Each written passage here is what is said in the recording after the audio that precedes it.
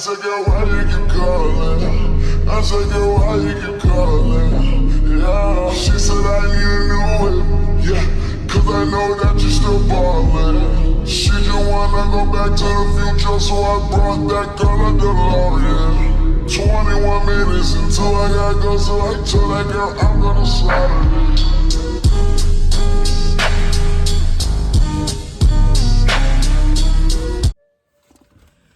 Go, baby! I got notes this time, so it's official. You know what I'm saying? But without further ado, make sure to like, comment, subscribe. I don't even know what that was. But that was a bad thing. Make sure to like, comment, subscribe, do all that shit.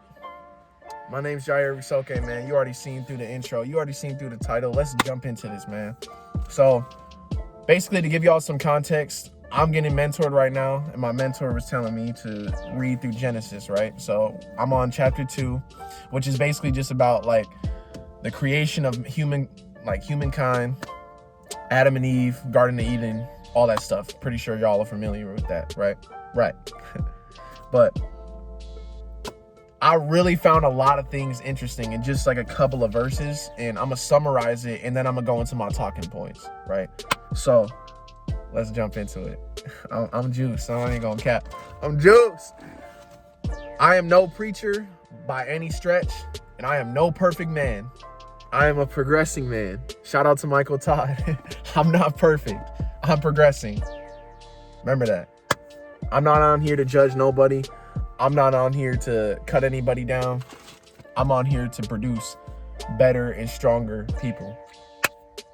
All right, let's jump into it. So basically through the verses that I read, it was talking about how the devil came to Eve, right? And came to her as a serpent, right? So he was basically possessing a serpent, and he was talking to Eve, right? And this was back when serpents were like basically dragons, right? So like a lot of y'all don't know that, but snakes didn't start off as snakes. And according to the Bible, like snakes actually had legs and stuff like that, but God cursed them, you know what I'm saying, and put them on their belly, right? And he said that you're going to eat dust for the rest of your life. But I'm getting too far ahead of myself. So basically, the devil came to Eve, right? He came to Eve, and then he basically twisted the Bible, which is like what we hear a lot of the times, you know what I'm saying, in the mainstream media. A lot of people like to take what they like of the Bible, but then they don't like to actually put out what the truth really is. And that's what the devil does. He'll take one thing from here, he'll take one thing from there, and then he'll switch it around and jumble it up and then present it to you so that, you know, you hear it and you analyze it and you're like, that does sound like God, but then it's not actually God. You know what I'm saying? Everything that glitters ain't gold. We all know this. You know what I'm saying? Basically, he was basically convincing her and said that, you know, even though that God said that you would die, you're not gonna surely die. You're still gonna die, but you're not gonna like definitely die, like at the exact moment that you eat that. That's basically what he was saying. Like, you're gonna die, but you're not gonna like die as soon as you take the bite of the fruit, right? So then this kind of resonated in Eve's mind. She was like, oh, okay, all right, sounds good. Takes a bite. But let me backtrack a little bit. The most interesting part that I already noticed off the rip is that the devil deliberately attacked Eve and didn't even attack Adam. So basically he used Eve to get to Adam. And that was so interesting to me, because what I realized after I noticed that is that a lot of the times the devil will use the woman to attack the man, because he knows that the man is too powerful, that the man is directly in contact with God. Not saying that the woman can't be, but the woman is more sensitive and the woman is more emotional. She's not necessarily logic driven. Female nature, bro. That's facts. So at the end of the day, the devil knows that the man is just like, bro, he's the leader. But at the end of the day, a man's number one weakness, more likely than not, is towards women. Women is a soft spot towards a man. You know what I'm saying?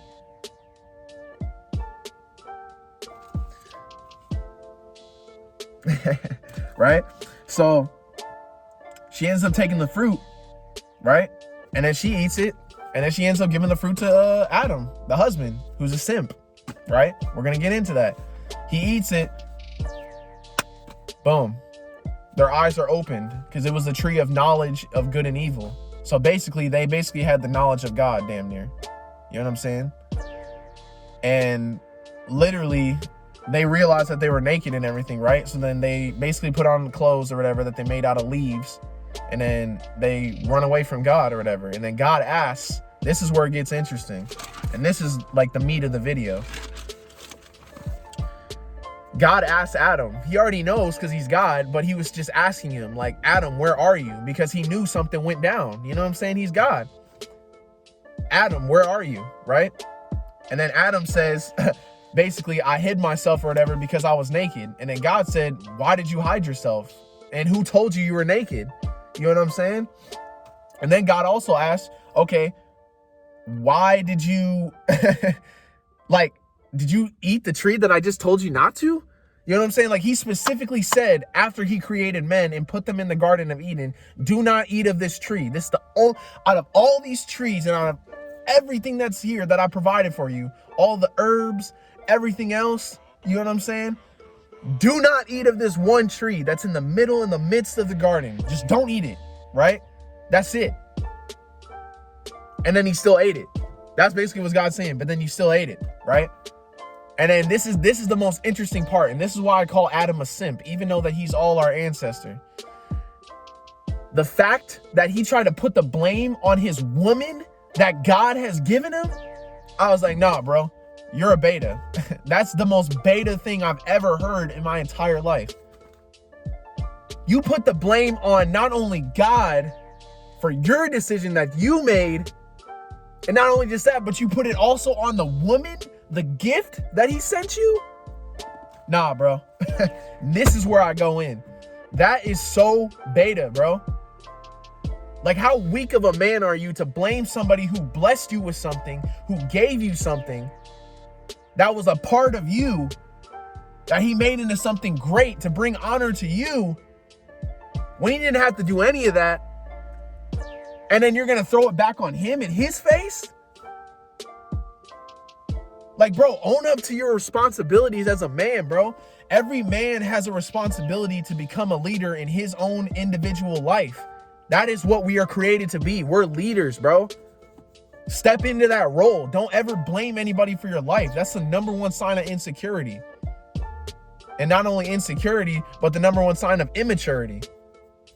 Immature people go around like this. Oh, he did that to me, so I act like that. He did this, he did that, he did that. Like, that's how children act, bro. Like it says in the Bible also, when I was a child, I did childish things, but now that I'm a man, I have put those things behind me. That's how you have to act, bro. You can't still act like a child or still act immature and expect to progress, bro. That's the definition of insanity. Like, you know how beta and weak that sounds? That you're blaming somebody else for something that you deliberately did after you had a finite instruction to do one specific thing, which is tend to the garden and not eat of this one tree. But then yet you take the blame and put it on the person who gave you the instructions on how to not mess up in life. But then you put it back on him. Don't ever blame God for where you at, bro. It's on you, bro. It's not on anybody else. I don't care how bad your life looks, bro. I got cousins in Africa who are grinding their asses off just to even fucking eat. Just to even wash their butts. You know what I'm saying? Forgive me, Lord. I almost just cussed because I'm getting passionate, bro. Like, as Americans, bro, like, we're spoiled, bro. If you live in a country that's not a third world country, you're spoiled, bro. You have way more privilege than you even realize. Don't blame God for anything, bro. Who cares if people did you wrong, bro? Who cares if those girls left you? Who cares if those people made fun of you?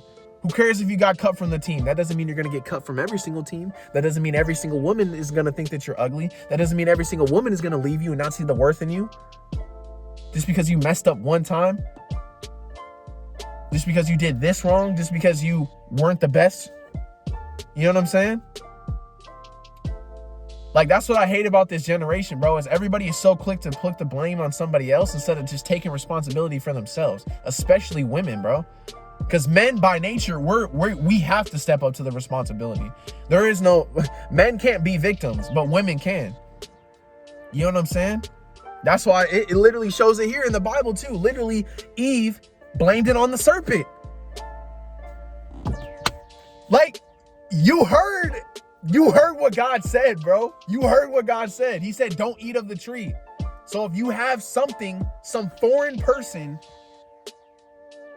that is literally coming up to you and telling you to do something that doesn't really necessarily align up with what God said, then why are you listening to that voice?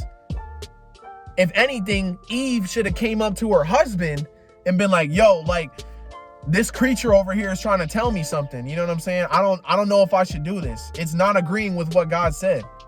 You know what I'm saying? And also on the flip side, Adam should have been like, yo, like, he should have been on his business, on his P's and Q's, bro. He should have been, as he was tending to the garden, he should have been like, yo, Eve, yo, where you at, bro? Keeping her in check, bro. Because that's how you have to be as a man, bro. Because at the end of the day, bro, like, it's not good for men to be alone, nor is it for women to be alone. So when you're alone, that's when you're the most vulnerable. If I was Adam, bro, you know what I'm saying? From the knowledge that I know now, I would have been looking out for her, bro. Like, you got to take care of your stuff, bro. Don't let your woman do whatever the hell she wants. Don't let your woman go off and, you know what I'm saying, dress any old kind of way, because at the end of the day, it's not about being controlling. It's about the fact that you're trying to protect her, bro. Like, it's real out here in these streets, bro. Sex trafficking is a real thing, bro. It's not just about, oh, you're feeling insecure because she's dressing all skimpy. No, it's not like that, bro. It's like this. At the end of the day, bro, if a nigga wants that, he's gonna grab it, bro. Like, trust and believe me, bro. I'm trying to keep it G-rated, but it's real out here in these streets. It's not no game. You know what I'm saying? Everything that God has in place is for protection. And I'm realizing that because I hit my head so many freaking times, dog. You know what I'm saying? But y'all need to listen, bro. Listen to your elders, bro. Listen to the advice and the wisdom that you have been given, bro. You know what I'm saying? If God is trying to tell you something, or that gut feeling in your stomach that you feel like right here and you're like, oh, I don't know if I want to do this, bro. Listen to that, bro. That's the Holy Spirit trying to talk to you, bro. Like, for real, there's always going to be a warning before the fall, bro. I'm telling you, there's always going to be a warning before the fall. Trust me. But at the end of the day, bro, don't blame anybody after the fall is over for the mistake that you made, bro. That's on you. That's on you. Period, bro. That's on you. That's on Adam. At the end of the day, even what Eve did wrong, that's on Adam. Because at the end of the day, you're the husband. You're the leader. You take control. Nah, baby, we ain't doing that. We ain't doing that. Oh, you ate of the tree, bro? I can't be with you no more. You know what I'm saying? If somebody is taking you away from God and taking you off of your purpose in life, you need to cut them off, no matter who they are. Because guess what? Light and darkness don't mix, bro. So at the end of the day, bro, somebody's either going to get pulled down or somebody's going to get pulled up. It's one of the two. And trust me, it's not worth the squeeze. Trust and believe me. But anyways, man, I'm going to have to make a part 2, bro. Hope y'all learned something. I hope this message helps some people. Make sure to like, comment, subscribe. I'm out, G. Peace.